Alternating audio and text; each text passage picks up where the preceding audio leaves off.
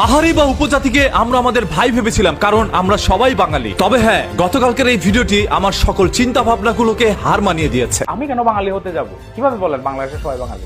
আমাদেরকে বাঙালি বানাতে চাইয়াই তো আপনারা পেছটা লাগা। বাংলাদেশের আয়তনের মধ্যে যা কিছু আছে সবই বাংলাদেশের। তবে বাংলাদেশের কোন একটি অঞ্চলের মধ্যে কিছু সংখ্যক মানুষ এসে যদি বলে না এটা বাংলাদেশের বাইরের জায়গা আর আমরাও কি বাঙালি না, তাহলে সেইটা কিভাবে বাঙালি মেনে নিবে? আমাদেরকে যে বাঙালিত্ব চাপিয়ে দেন আপনারা, আমাদেরকে যে বাঙালি বানাতে চান আপনারা, পেছটা তো আপনারাই লাগান, আমরা না। আপনি একটি কথা বারবার বলছিলেন, পাহাড়ি বা উপজাতিদের নিয়ে যদি কোনো কথা বলতে হয় তাহলে তাদেরকে নিয়ে রিসার্চ করুন। আমাদের পাহাড়ি কিংবা আদিবাসীদের সম্পর্কে কথা বলতে গেলে যে স্টাডি করতে হয়, সেটা আপনি করেন না। আসুন একটু রিসার্চ করে আসি। 1971 সালে যখন আমাদের বাংলাদেশ স্বাধীন হয়, তখন এই লাল সবুজের পতাকা অর্জন করতে গিয়ে হাজার হাজার মা বোনের ইজ্জত হরণ হয়। লক্ষ লক্ষ মানুষ প্রাণ দিয়ে রক্তের বিনিময়ে অর্জিত করেছিল আমাদের এই লাল সবুজের পতাকা, আমাদের এই বাংলাদেশ। স্বাধীন সেই দেশের মধ্যে হঠাৎ করে কোথা থেকে এসে পড়েন আপনারা? আমাদের এই স্বাধীন বাংলাদেশের মধ্যে আপনাদেরকে জায়গা করে দিয়েছিলাম আমরাই বাঙালিরা, যেভাবে এখন জায়গা করে দিয়েছি রোহিঙ্গাদের। ধরেন এই আমার স্টুডিওর মধ্যে অনেক জায়গা রয়েছে, এখানে একজন মানুষ এসে বলল ভাই আমাকে একটু জায়গা দেন। আমি বললাম যেহেতু আপনার কোনো জায়গা নাই, ওই কোণাটার মধ্যে আপনি বসবাস করেন। কিছুদিন পরে সেই লোকটাই বলতেছে ভাই এই জায়গাটা তো আমার, এই জায়গাটা আমার নামে রেজিস্ট্রেশন করে দেন। যেহেতু আপনারা নিজেরা নিজেদেরকে বাঙালি হিসাবে বলছেন না, সেহেতু বাংলাদেশের সরকারের কাছে কেন বলছেন জমিটা রেজিস্ট্রেশন করে দেন? আপনারা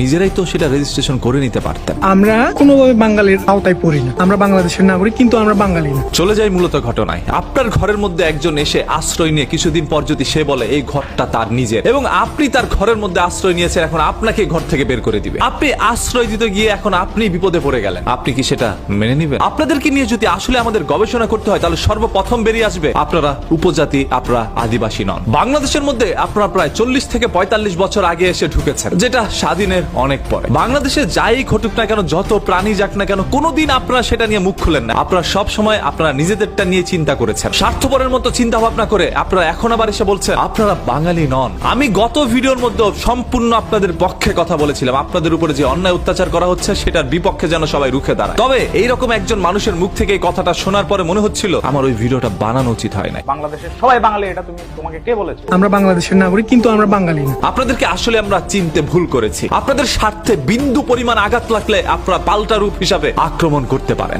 আমরা সবাই বাঙালি, আমরা সবাই মিলেমিশে থাকতে চাই। তবে আপনারা কাউন্টার হিসাবে এটা বললেন আপনারা আবার কবে বাঙালি হইলেন? আপনারা যদি বাঙালি হয়ে না থাকেন তাহলে বাঙালির কাছে সাহায্য চাইতে আইসেন না। বাংলাদেশের 1 ইঞ্চি জায়গার জন্য যদি হাজার হাজার লক্ষ লক্ষ মানুষ রক্ত দিতে পারে, হাজার হাজার মা বোনের ইজ্জত দিতে পারে, তাহলে মনে রাখবেন বাংলাদেশের কোনো অঞ্চলকে আমরা জুমল্যান্ড বানাতে দিব না। আপনারা সেখানে চিচিং আর্মি থেকে শুরু করে চিচিং পাক যত ধরনের আর্মি নিয়ে আসেন না কেন, আমরা বাংলাদেশের জনগণই যথেষ্ট সেই সবকিছুর প্রতিরোধ করা। আর বাংলাদেশের আর্মির কথা বাতি দিলাম। আমরা আপনাদেরকে ভাই হিসাবে আখ্যায়িত করেছিলাম, তবে আপনারা আমাদেরকে শত্রু হিসাবে আখ্যায়িত করলেন। আপনাদের বিপক্ষে এক লাইন কথা বলতে গেলে আপনারা আমাদের মান ইজ্জত সবকিছু হরণ করার চেষ্টা করেন। আপনারা যদি আসলে বাংলাদেশি হইতেন তাহলে বাংলাদেশের আইন শৃঙ্খলা বাহিনীদেরকে মেনে তারপরে চলতেন, নিজেরাই নিজেদের আইন শৃঙ্খলা বাহিনী বানাইতেন না। আপনাদের অসংখ্য আইন শৃঙ্খলা বাহিনী আছে যেগুলোর নাম বলতে গেলে শেষ করতে পারবো না। আপনাদের মানুষগুলোই কিন্তু আবার অস্ত্র নিয়ে বের হয়েছে, যে সকল অস্ত্রগুলো আমাদের বাংলাদেশ পুলিশের কাছেও নাই। সেই সকল অস্ত্রগুলো নিয়ে প্রতিহত করতে এসেছে আমাদের বাংলাদেশ সেনাবাহিনীকে, আমাদের বাংলাদেশের নাগরিক।